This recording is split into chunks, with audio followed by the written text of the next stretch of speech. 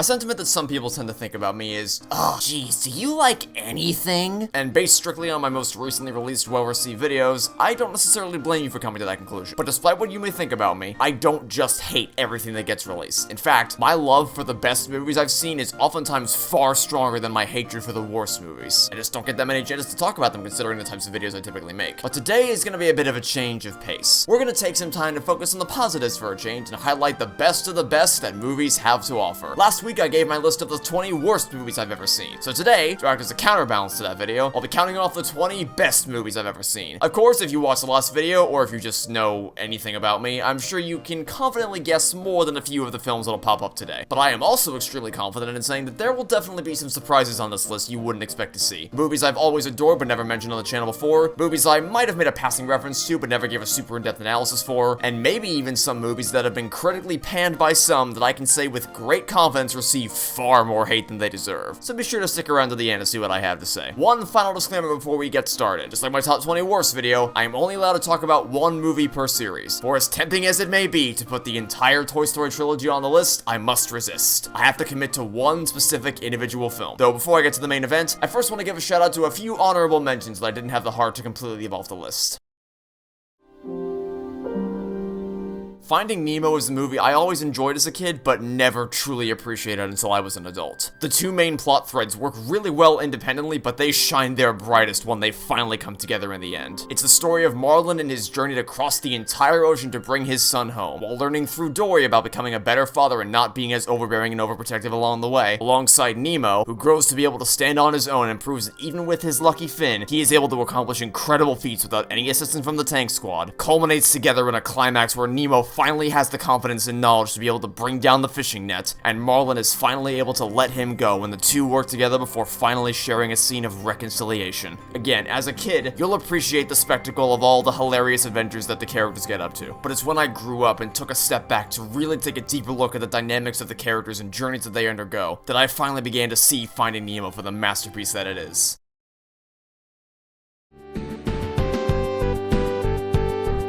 Instant Family is a perfect example of how to appropriately balance side-splittingly hilarious comedy with serious, genuinely tear-jerking storytelling. Despite what recent films may have led you to believe, you don't have to undercut every single serious plot beat of your story with a stupid joke. You can find a way to tackle both of those tones simultaneously without sacrificing the integrity of one over the other, and that is what Instant Family accomplishes wonderfully. It knows all the right moments to go for a laugh and when to slow down and pull you into the emotional heart of the scene. And while I can't personally attest to this, I've heard from many people that it is an extremely respectful and accurate depiction of the emotional highs and lows that come about as a result of becoming foster parents. Not being afraid to shy away from the difficulties of the tumultuous journey, while also still reinforcing the strength of the familial bonds that form regardless of whether they're blood-related or not. A heartwarming, hilarious, and tear-jerking tale you'll walk away from with an ear-to-ear smile on your face and tears in your eyes.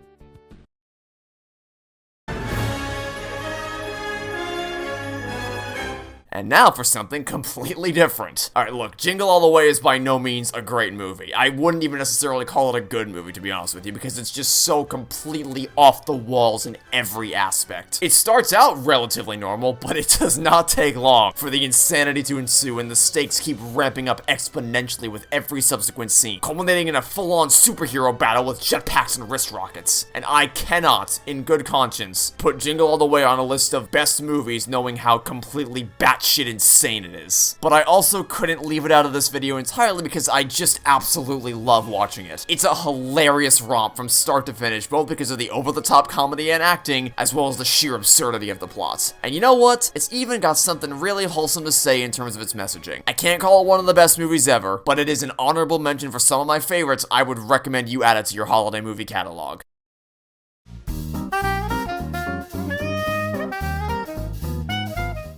How to make an out-of-this-world film based on a very silly premise, that children's closets act as gateways to the monster world. Monsters, Inc. serves as proof that you can have outlandish or silly concepts for a movie, but so long as you put in the legwork to make it make sense, and make sure you have a strong grasp of the consistency of your world-building rules, it can work. And it does. In fact, it works exceptionally well, way more than it has any right to. The rules surrounding energy consumption and how these doors work remains 100% consistent all throughout the runtime, and they use that in a myriad of creative ways, both to create gripping action sequences like this roller coaster of a door chase, and craft one of the most ingenious final payoffs in a film, rivaled only by an upcoming placement higher on this list. And that's just the plot stuff. That doesn't even go into the grounded and emotional journey of Mike and Sully's friendship, and the simultaneously heartwarming and heartbreaking story of Sully and Boo. Monsters Inc. is a phenomenal movie that's really only held back by some annoying teleportation and contrivances that kickstart the story, but once the plot gets fully underway, it is tight as hell, and still holds up to this day as one of Pixar's strongest movies ever over 2 decades later.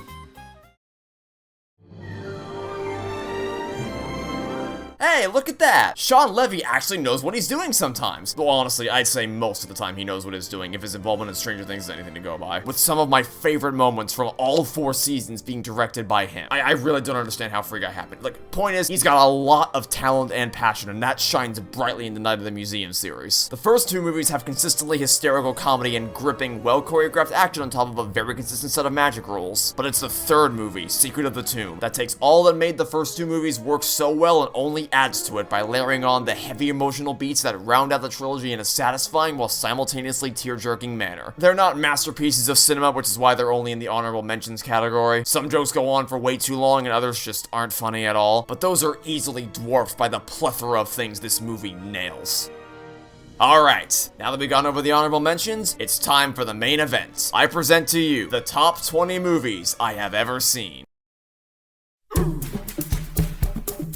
The last truly good movie to come out of Walt Disney Animation Studios before we were forced to endure these piles of garbage. Granted, they did make up for their horrid mistakes with Encanto, but still, Moana was the last good Disney movie we got for 5 years before we got Encanto last year. And while that is depressing to think about, Disney's recent releases have only further strengthened my love for Moana as a reminder of the heights they used to be able to reach with their movies. It's a fast-paced, energetic, seafaring adventure taking our heroes across a variety of unique scenery on their quest to restore the heart of Te Fiti, presenting a buddy dynamic that's entertaining to watch both during their highs and lows. Are they as fun to watch as Woody and Buzz? No, of course not, but that's a high bar to clear, and Moana and Maui are still a delightful team throughout the movie. It's longer than Disney's typical animated films, clocking it at almost 2 hours from start to finish, but it uses that time effectively to really flesh out the characters, their compelling motivations and heart-wrenching backstories, and to make us care about this unlikely duo and be invested in their adventure. I love watching both Moana and Maui overcome their insecurities and weaknesses gradually over the course of the story. They don't start out as overpowered, unstoppable forces that are impossible to empathize with. They're people with weaknesses and flaws to overcome, which honestly feels like a rarity nowadays, making it so refreshing to have a reason to be invested in their journeys and feel satisfied with their conclusions. And now I'm not even gonna waste your time telling you how great the music is. It may not have dominated the world like Encanto's soundtrack did, but I'm sure you've all still heard the powerful ballads of How Far I'll Go and I Am Moana, alongside the thrilling party songs of Where You Are and You're Welcome. The movie is a visual and auditory delight that works to accompany an endearing adventure the whole way through. And yes, before you mention it, the second act breakup sucks. I hate it just as much here as I hate it in something like Toy Story 4. But the difference is that there's nothing else about that movie that I can look to and say, okay, this part sucks, but the rest is good. But I can say that about Moana. The only reason this movie is as low as it is because I really, really hate this stupid breakup scene. All you would have had to do was move 1 or 2 pieces of the story around and you could have easily cut this scene and the story still would have flowed perfectly. Without it, I would rank Moana much higher. But as it stands, the best I can give it is the number 20 slot for my all-time favorite movies. An exhilarating adventure with heartfelt storytelling and songs that rival the best that Disney has to offer. So you damn well better not screw it up with the Disney Plus series. I'll be watching you, Wazowski. Always watching.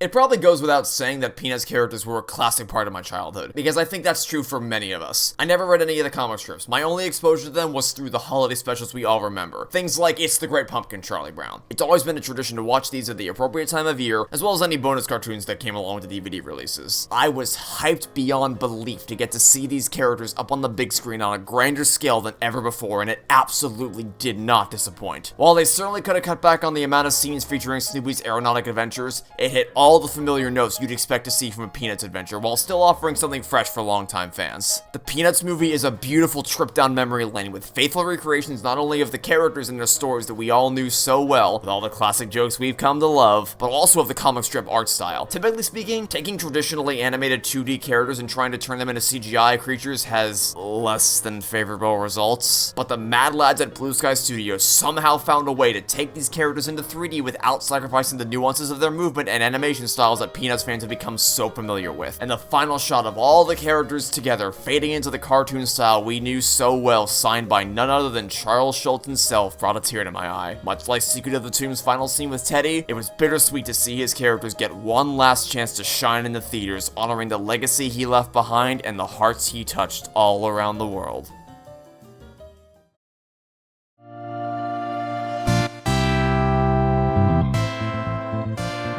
It's no secret that I've had an incredibly tumultuous relationship with Sonic-related media over the last few months, and I'd say that if you just joined the channel recently, it would be totally fair of you to assume that I hated Sonic with every fiber of my being, but that couldn't be farther from the truth. Has he had a seemingly endless stream of indefensibly garbage games that make you want to smash your head into a wall? Yes, absolutely, but he's also had his share of exceptional video games, and those are always what will come to mind first whenever I think of this little guy. And the original Sonic the Hedgehog was the first proper video game I've ever played. So while I may have had the displeasure of playing some proper trash recently, like truly steaming piles of hot garbage that you should never ever play under any circumstances, that does not take away from the years of fun I've had with Sonic games over the years, nor does it take away from how much Sonic the Hedgehog 2 impressed me. I came out of the first movie genuinely surprised that it ended up being good. Not flawless by any means, but considering the standard that most video game movies set, it was a breath of fresh air to see something that was made by people with clear, true blue passion for Sonic, and the sequel is no different. It offers everything the first movie gives you and then some. It's not without its contrivances, and it's not without its strings of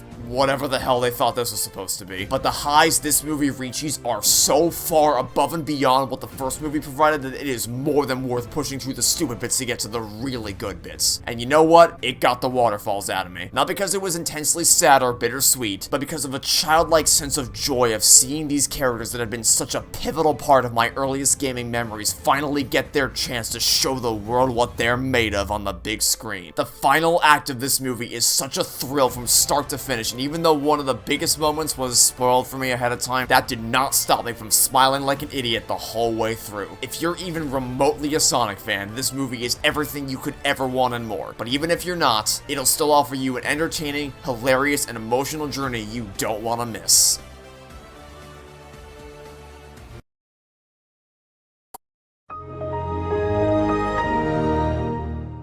By far and away, the most underrated movie I'll be talking about today. I haven't seen any online discourse about searching ever since it came out almost 4 years ago. Now, to be clear, that's not to say that discourse doesn't exist about this movie. Obviously, you can find people talking about just about anything on the internet if you look hard enough, but you don't usually have to look too hard to find people talking about the most recent movie releases. But that was not the case for Searching, which is a shame. Maybe because it gave off vibes of previous movies made in this sort of style that hadn't been received so well, but whatever the case may be, Searching is an absolute triumph. Telling the entire story through computers isn't just a gimmick to try to make the movie stand out. The writers made expert use of that decision to pull you into this world. The opening scene is one I would happily point to as a textbook example of how to quickly get you to empathize with the main characters, set the tone nicely for the rest of the story, and give you just enough backstory without resorting to overt exposition. And it's all done through watching things happen on a computer screen. It's to the point where watching someone move an event on a calendar manages to bring a little tear to my eye. That's how masterfully written and filmed Searching is. All the little things that on an ordinary day would be completely normal to see suddenly have so much more emotional weight behind them. Something as simple as a FaceTime ringing sound effect can be legitimately disturbing to listen to here. And it's not just the presentation that blows you away. The mystery of what happened to Margot was genuinely ingenious and had my jaw on the floor by the time the final reveal came to light. There are, of course, some obvious red herrings you'll be able to see through immediately, but there are so many more motivations and explanations for Margot's disappearance that will completely floor you and yet will also totally make sense in in retrospect, with one little detail in particular that turned everything on its head despite how innocuous it initially appeared. This is a story I would never spoil for anybody. If Searching managed to fly under your radar, take the opportunity to experience it blind for the first time. It's gripping, it's clever, and it's emotional, with the final payoff genuinely getting waterfalls pouring out of my eyes, which you may notice starts to become a trend for many films on this list, and I eagerly await to see what a spiritual successor is gonna look like.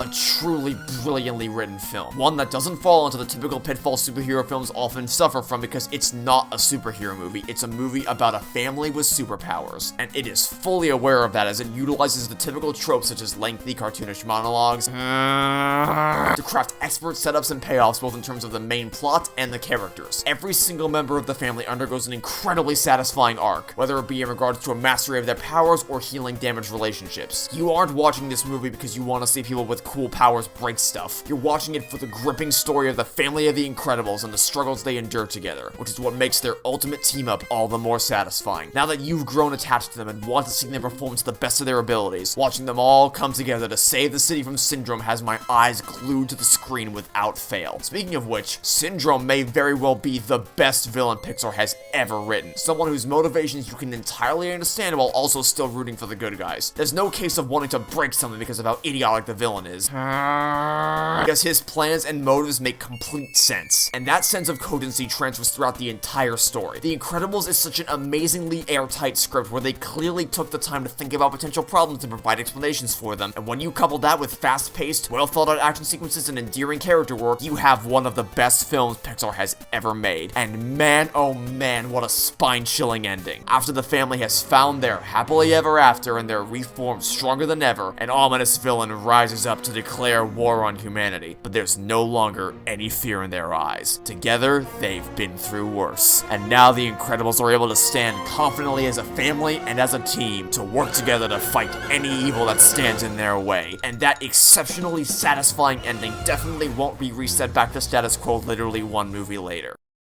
Right? Don't worry, I'm still working on it, I promise. I'm still aiming for a release next month. I might be late next month, or even the first week of September, because I really want to take the time to make it a great series, but I promise I am actively in the process of creating it. My hatred of Incredibles 2 is born out of my unfiltered love for the Incredibles, and I will show that movie no mercy.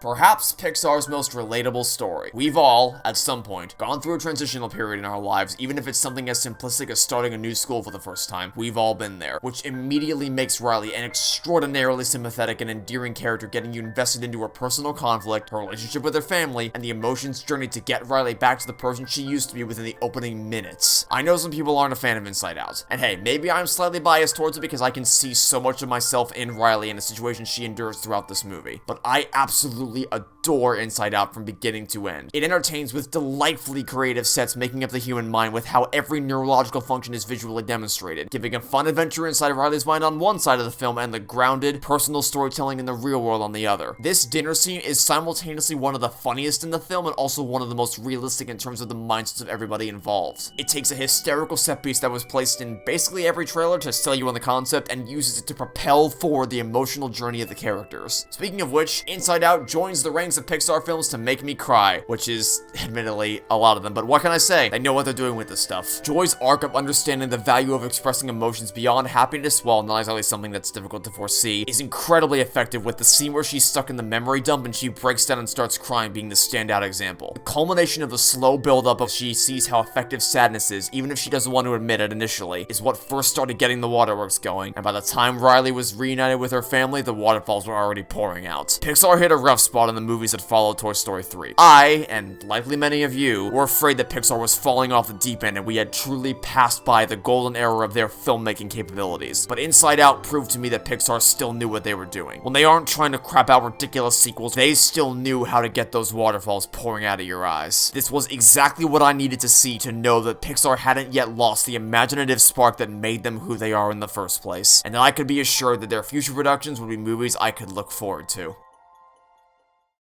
Right?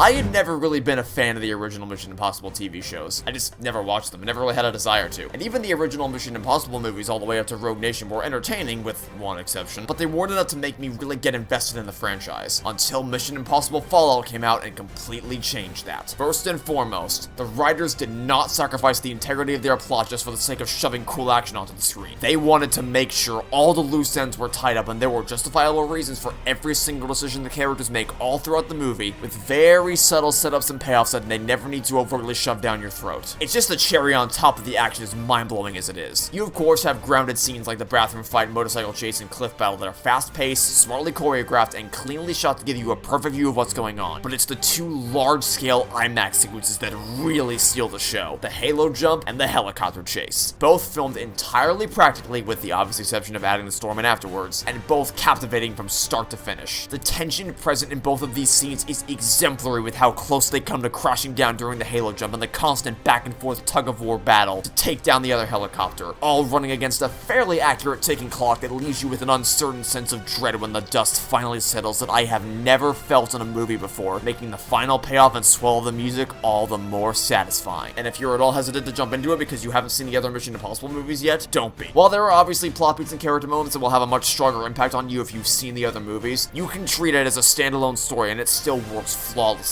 I am now in love with the Mission Impossible series thanks entirely to this movie. It's made me want to go back to see the other ones I missed up until this point, and I wait with bated breath to see Ethan Hunt's adventures continue, and possibly even conclude, in the two-part sensation that will be Dead Reckoning.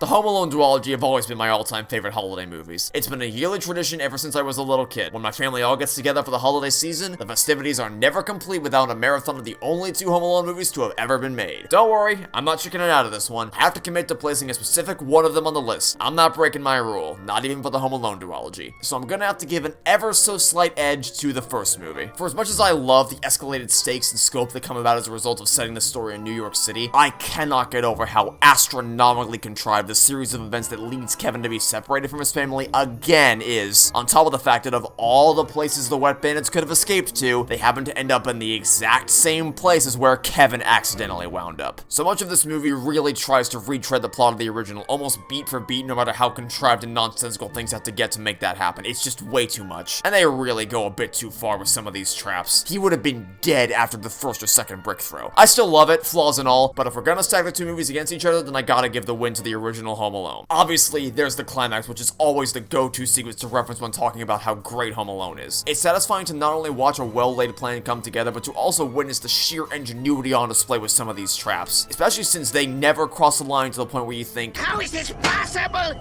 You should be dead! As I said, the assault on the McAllister home is unquestionably the most talked about part of this movie, and likely what most people immediately think about when they hear Home Alone. But if this was all I loved about the movie, then it wouldn't make the top 20. It's just a genuinely heartfelt and hilarious story thanks to the development between Kevin and his mom, as well as the old man. The conversation between him and Kevin in the church is probably one of my favorite scenes in the film. Admittedly, the rest of the family doesn't get much development, but they all still stand out enough to entertain you whenever you cut back to them, and since there's so many of them, the fact that they don't feel like they all blend together into the same general personality is more than commendable. And they made sure to establish logical foundations for how the family could have possibly ended up leaving Kevin behind. Albeit it relies on one or two conveniences, but nothing that makes you think it's an unreasonable turn of events. Under any ordinary circumstances, the idea that a parent would forget their child at home while going on an international vacation is laughable, but that is not the case here because they laid down plenty of setups throughout the opening sequence to sell the conflict. Nowadays, you'd expect them to just throw their hands up and say, I don't know, I guess they just kinda forgot, but they didn't. Like I said, it's a holiday classic. If you don't already watch it in its sequel every year, you should. It's the absolute perfect film duology to get you into the holiday spirit.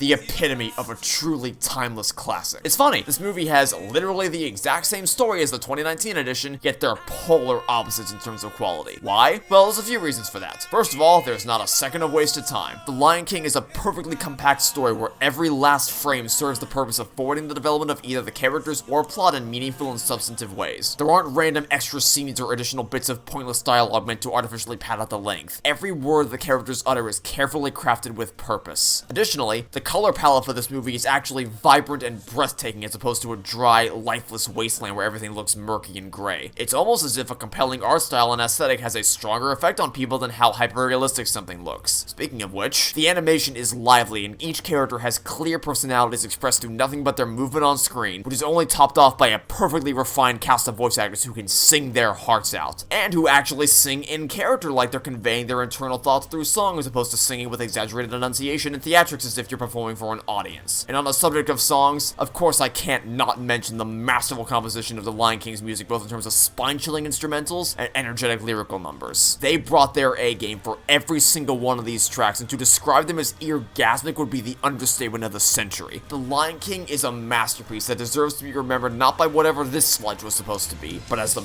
brilliant animated movie that it is.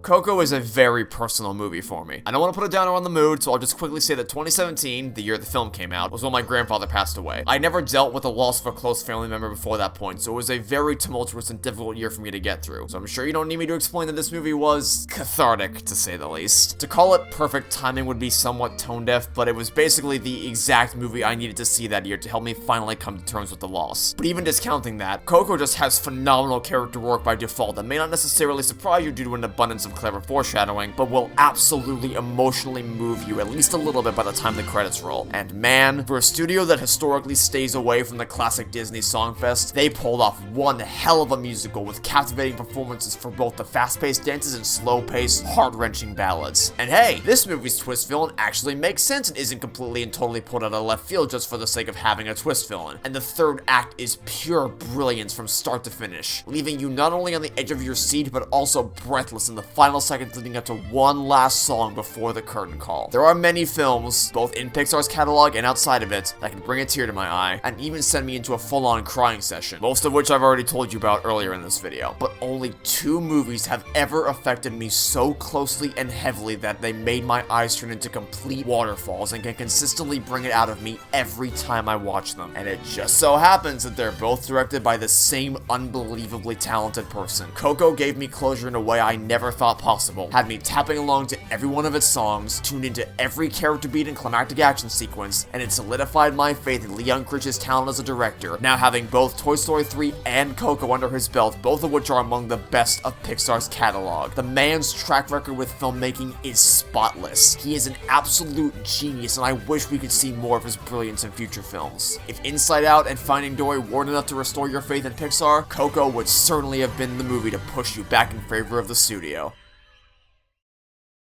For a little bit, anyway.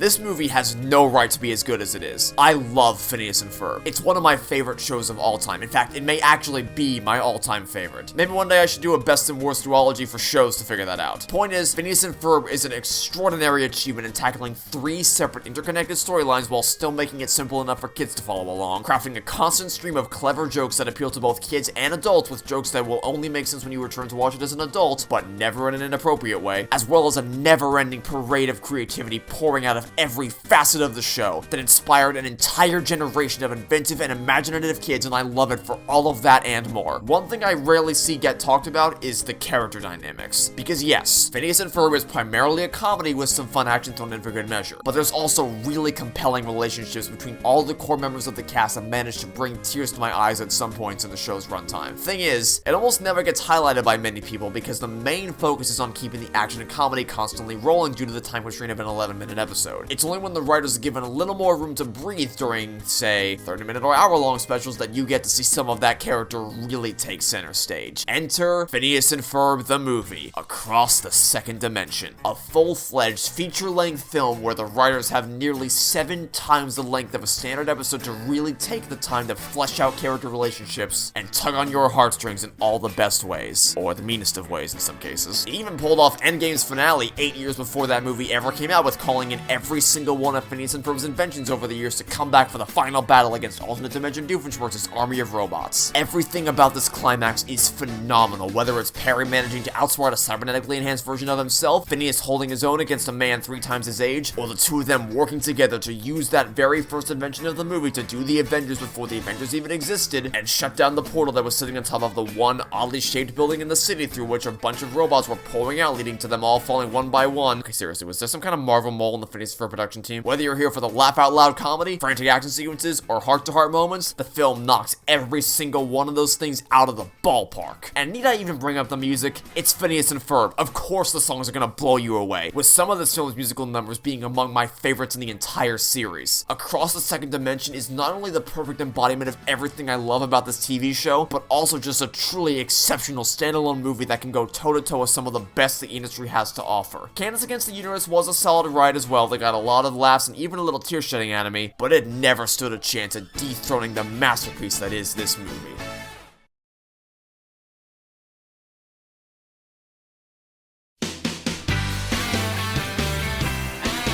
Easily the best of the Shrek saga. It takes everything about the original that people loved and expanded upon it tenfold for the sequel. A bigger, more fleshed out world, deeper character development, arguably funnier jokes, with noteworthy exceptions of course, and way more gripping action sequences. I can't count the amount of times I would rewind as a kid to just watch this factory escape sequence, or this electrifying final chase through the kingdom alongside this stirring dance battle, both sides of which tie in masterfully to the iconic holding out for a hero that delights your eardrums right alongside the rest of Shrek 2's perfectly curated soundtrack that harkens back to the sound of the original movie, while simultaneously offering a new sound to give the sequel its own identity. Every new character either contributes to the world building or offers a comedic and compelling personality that would go on to win over an audience's hearts so much he would earn himself 2 spin-off movies, even if the first one was steaming hot garbage and I have absolutely no faith in the sequel. Puss in Boots still rocks this movie hardcore. I want to say that he steals the show, but to say that would be to take away from the remarkably engaging emotional beats between Shrek, Fiona, and the ensuing family drama. I never fully appreciated the deeper writing of the original Shrek movies as a kid. I was in it for the action,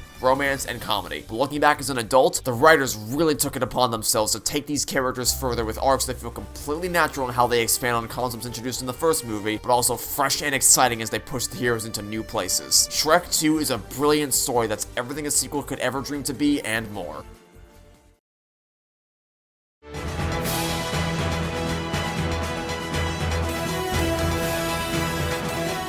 I wish I got the chance to see this movie in theaters in 3D, but I only found out about Cloudy with a Chance of Meatballs months after its release when my dad had apparently gone off to see it by himself and then rented the Blu-ray from.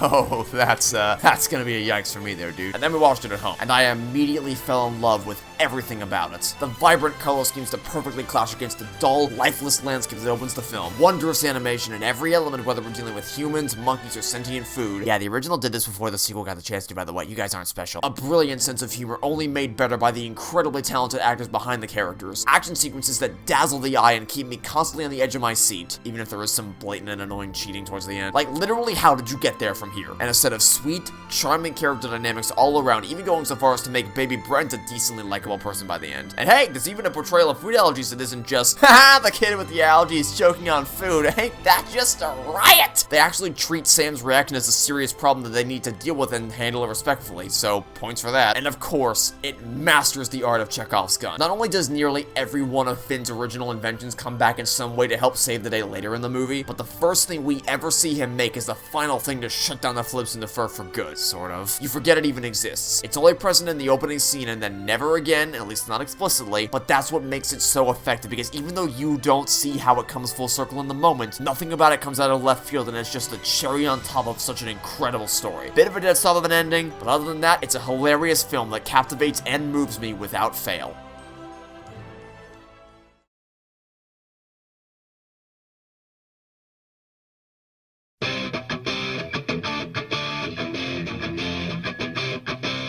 This movie deserves so much more attention than it gets. When you hear people talking about the peak of DreamWorks, you never hear anybody reference Over the Hedge. And yeah, if you want to talk about the most groundbreaking, impactful stories to come out of the studio, you'll definitely be looking elsewhere. But that's not to take away from how amazing Over the Hedge still is. It's not a 10 out of 10 masterpiece, but I love it to bits. It's a laugh out loud, absolutely hysterical comedy. Admittedly, I do roll my eyes at some of the jokes, but 95% of the humor is witty and crafty and gets a chuckle out of me every time I watch it. And it's made even better by the stellar stellar voice acting. And the music, oh my god, the music has no right to be as good as it is. Though I guess that's what happens when you bring in Ben Folds to rock the suburbs. The instrumental pieces are memorable enough, but the lyrical songs, Family of Me, Heist, Still, Rockin' the Suburbs, and Lost in the Supermarket all completely steal the show. They all have such radically different tones from each other, and yet they never feel out of place and work perfectly to complement the pace of the story and dynamics of the characters, who are also fantastically endearing to watch. Whether they're on the roller coaster ride of their life in a fast-paced, engaging action sequence, gearing up for an intricate heist, or taking things slowly to have a moment of development, every member of the family brings something unique to the group dynamic, and the different flavors they all add combine together into an endlessly entertaining camaraderie that permeates every scene. Over the Hedge is the only movie that uses the liar reveal trope in an intelligent and creative way. It doesn't waste your time with a cringeworthy forced second act breakup. It focuses entirely on the emotional weight that burdens both ends of the betrayal, making RJ's triumphant return feel earned and impactful. Especially because they don't just immediately make up like nothing happened. They're still dealing with the aftermath of the reveal while battling Vincent on the Verminator's truck. And that emotionally charged, hair-raising final battle brings about the resolution to a seemingly lose-lose scenario through an ingenious plan that always makes me smile just a bit as RJ soars back over the hedge and the D-Pelter Turbo does its thing. I used to think I wanted a sequel to see more of this family of animals going on wacky adventures, but I had the video game for that. I don't think I actually would have wanted to see Over the Hedge 2. The story is complete as it is, and any attempt they made to follow up for another full-fledged movie likely would have just fallen flat on its face and soured the wholesome finale of the original.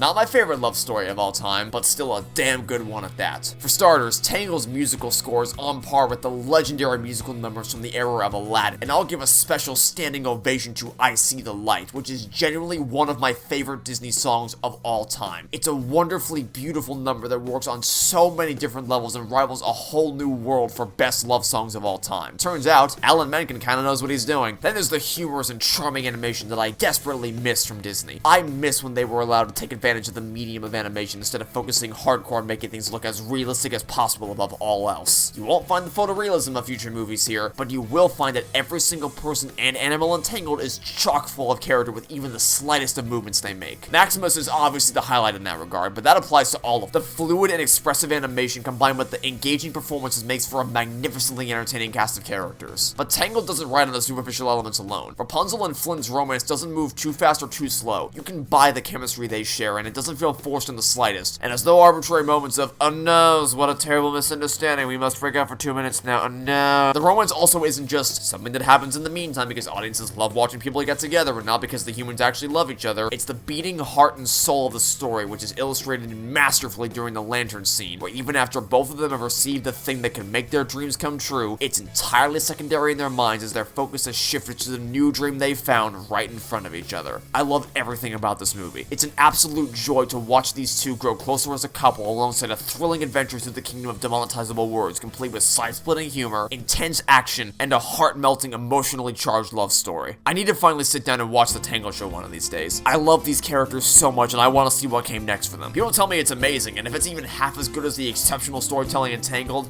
I'll be content.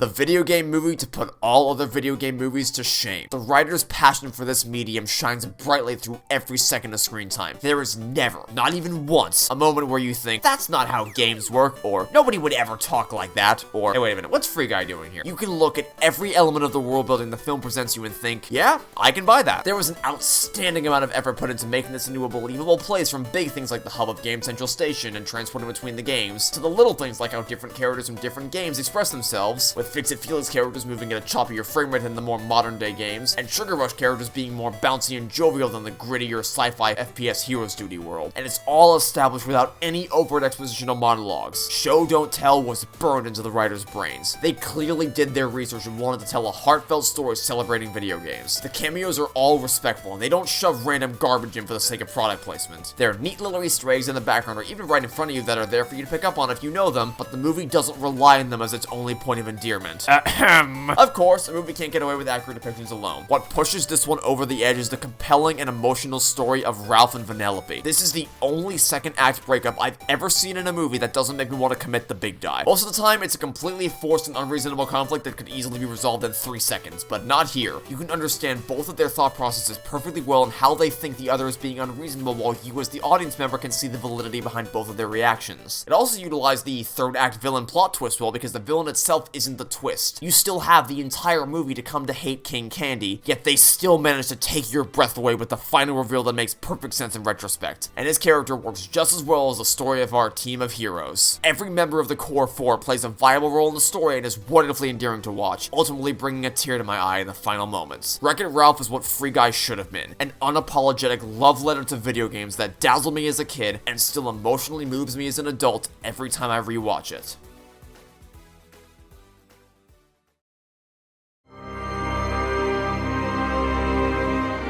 Obviously, Indiana Jones is going to end up on this list at some point, but picking between Raiders of the Lost Ark and The Last Crusade is tough. But my choice for the best Indiana Jones movie goes to The Last Crusade because of one thing: heart. The emotion packed into every conversation between Indy and his dad is phenomenal. It starts out as comedic as the two want to bite each other's heads off, but it doesn't take you long to start to empathize with them as a father and son duo, which makes the final adventure into the Temple of the Grail all the more impactful. The finale of Raiders has always been my least favorite part of that movie because of how anticlimactic and sudden the ending is. But the same cannot be said for The Last Crusade, as its climax is, without a shadow of a doubt, my favorite of the series. From the moment that Henry gets shot to the moment the Grail is safely in Indy's grasp, I feel almost breathless, eyes wrapped to the screen through every obstacle Indy has to brave as the clock is ticking on his dad's life. This is what was missing from the previous movies. For as much as I adore Raiders of the Lost Ark, the one element it was missing was this sense of emotional weight brought about as a result of Indy's relationship with his father and the heart-stopping dread you feel when the gun goes off. Immaculate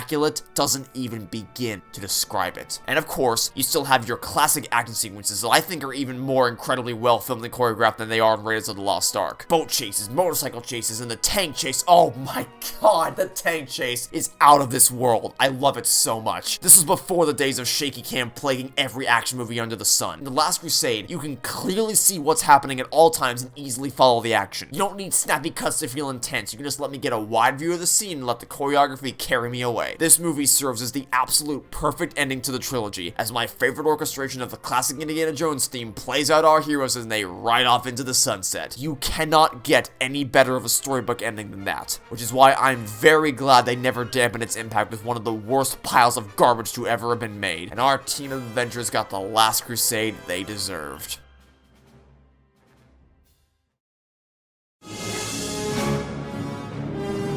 Time travel is almost always a horrifically bad idea in storytelling. 99% of the time, when writers try to craft a movie with time travel, they end up fumbling over themselves by contradicting their internal rule set at best and destroying the space-time continuum at worst. Ahem. But that's not to say that you can't write a great time travel story. And seeing how often writers fail to execute these concepts well only further strengthens my adoration of Back to the Future, the standout among time travel movies in terms of keeping their rules 100% consistent all throughout. Things get a little more iffy in the sequel, but the original film keeps things nice and simple, and they clearly treated the continuity with a great deal of respect. Time travel is the foundation of the story rather than being something they pulled in at the last minute, so they took the time necessary to make sure everything was coherent and logical. But the impressive time travel mechanics on display, and the awesome idea to have a time machine take the form of a car, aren't even the core reasons why this movie is such a masterpiece. It's just a damn good story from start to finish. It has a perfect balance of comedy, action, and emotion, and the actors excel at all three of them. Whether you're watching the hilarious antics of Marty staying at Lorraine's for dinner, the fast-paced car chases in the Twin Pine Mall or in Hill Valley's Town Square, the gripping stakes of the Enchantment Under the Sea dance, and the final conversation between Marty and Doc when he gets back to the future, or even just watching Marty shred on his guitar, there's no scene in this movie that leaves me bored. I'm never waiting for the next joke or the next big action sequence because it flows so naturally I don't even have a chance to be bored. And it's all topped off with an absolutely sensational climax, an expert demonstration of convincing acting, spine-chilling musical score, and tension that leaves me on the edge of my seat every time I watch it. I know how the movie ends. I've seen it dozens upon dozens of times. But it doesn't make this final sequence any less gripping to watch, nor does it make this little dance any less satisfying. Back to the Future Parts 2 and 3 are still really fun rides that I enjoy watching. But while I would classify those as being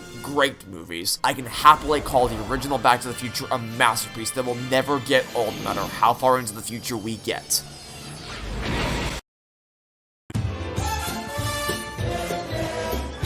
The magic of the original Aladdin is something I almost can't articulate. Of the Disney Renaissance era, this may very well be their greatest accomplishment, and it is, without a shadow of a doubt, my favorite of not only that era, but also of everything Walt Disney Animation Studios has ever produced. It's the absolute perfect blending of everything that makes a movie incredible. It has perfect pacing, a compact 90-minute experience that, much like The Lion King, makes brilliant use of every frame to dazzle your eyes, ears, and heart without wasting your time. It dazzles your eyes with a beautifully vibrant art direction and animation that sells every aspect of Agrabah. The initial reveal shot during the Arabian Nights song sends chills down my spine every time with how perfect of a tone setter it is. It dazzles the ears with masterful musical numbers, with every song bringing a smile to my face for one reason or another. Whether I'm mesmerized by Arabian Nights, sucked into the action of One Jump Ahead, bouncing along to the energetic parties of Friend Like Me and Prince Ali, or completely taken by the beauty of a whole new world, Aladdin has one of the best lyrical soundtracks in cinematic history, and it dazzles your heart with a compelling cast of characters both on the good guys team and the bad guys. There's a lot of love out there for Scar, understandably so, he rocks, but Jafar has always been my favorite Disney villain, with the dynamic he has with Iago only further selling that. The buddy relationship between Aladdin and Genie will always be entertaining to watch, perfected by Robin Williams'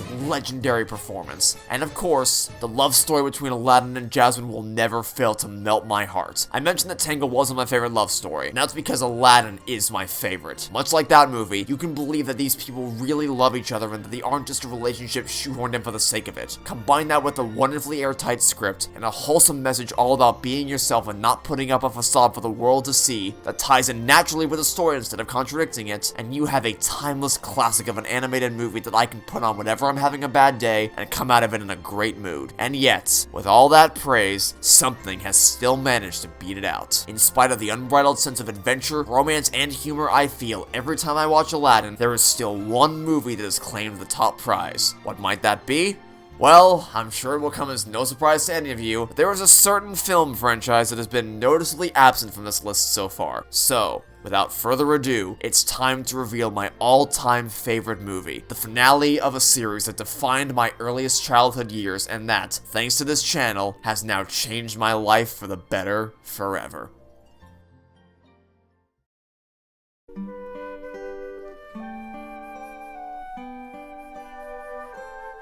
I'll never forget the day I saw this movie in theaters for the first time. I had never been more excited for anything in my life up until that point. We were there for the first showing of the day, eagerly standing outside waiting for them to open the doors and let us in. And from the moment I saw that classic logo to the moment that Buzz and Jessie played us out with the dance of a lifetime, I was like a kid in a candy store. I had astronomically high expectations, and Pixar still managed to go above and beyond what I ever could have dreamed of. Toy Story 3 is as close as you can get to having a perfect film. Of course, it's not flawless, as no movie on this earth is, but the sheer amount of things it masters, from an airtight plot, phenomenal character work, well-executed and meaningful thematic messaging, and sheer emotional power cannot be overstated. I do plan on making a praise video for this movie one day, so I won't go too in-depth, I'll just give you a brief rundown. It builds off ideas and dilemmas presented in the second movie in a fresh way, looking at the toys as their lives seemingly reach their end and Andy goes away to college. It gives every toy from Andy's room an adequate amount of screen time rather than shoving them all into an RV, and has them all work together as a family to accomplish difficult feats. Every single member of the gang plays an instrumental role in breaking out of Sunnyside Daycare. It flawlessly nails the tone by seamlessly transitioning between hilarious and intense, heartbreaking scenes without feeling jarring in the slightest, and has what is undoubtedly the tightest plot of the trilogy, with an intelligent, intimidating villain to fight against and a setting with well-thought-out, comprehensive obstacles that are overcome with an equally well-thought-out and intelligent escape plan. They didn't cut any corners with this place. They thought of every possible hole that could be exploited and filled them all in to the point where there really is only one way to escape, requiring Woody's leadership and strategic capabilities to coordinate a plan, and every single toy to pull their weight to escape. And all of that leads to what is easily the most pulse-pounding climax of the series that still, upon rewatch, has me holding my breath with how close they get to that shredder. The tension in this sequence is nothing short of spectacular, and to think it's followed up by something even better, the incinerator scene. The masterful, emotionally harrowing incinerator scene that brings a tear to my eye with every viewing, because they don't pull any punches. They weren't afraid to scare people just because it was a kid's movie, and I'll always remember how engrossed I was when I saw this for the first time. I shut out the world all around me. I was fully sucked into the scene. It's constructed in a way where there doesn't seem to be any avenue of escape, so I was left sitting there with my breath hitched, eyes glued to the screen, screen, wondering how in the world they could ever possibly get out of this. It doesn't need any dialogue, just brilliantly subtle animation that does all the talking necessary, and I will never not get choked up at these two shots specifically. And to top it all off, it has one of the smartest setups and payoffs that doesn't come out of nowhere, and yet also isn't something you even remotely see coming. Do I even need to talk about the ending? The final set of scenes where everybody gets their goodbye moment. A farewell for Woody and the toys, for Andy and his mom, and, of course, the big one. The final farewell between Woody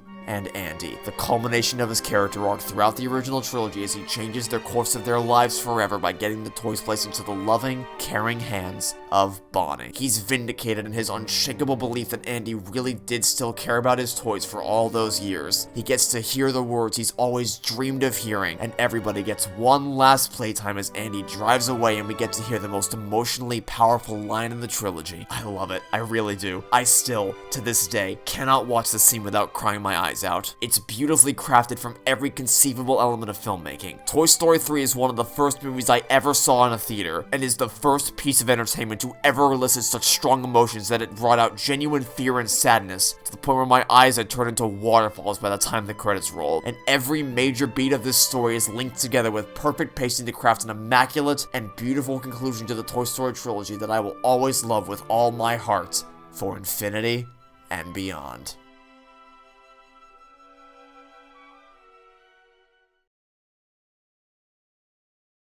And there you have it. The best of the best. The top 20 movies I've ever seen, with a few honorable mentions thrown in because I couldn't commit to only 20. Every single movie on this list has my earnest recommendation, and I hope you decide to watch them if you haven't already done so. And if you do decide to check out any of the films I've talked about here today, be sure to let me know what you thought of them in the comments below. But then, the time has come to ask, what are some of your favorite movies of all time? Are there any underrated gems you wish got more attention? Anything you think got snubbed from this list? Let me know in the comments. And with that, our journey through the best and worst of movies has come to an end. This was a fun little mini project to work on over the last few weeks, but I think it's time we stop screwing around. A certain family of superheroes requires my attention. Other than that, I'd like to thank you all for watching. Stay tuned for next time, and hope to see you all soon for whatever you decide you want to watch next. Goodbye.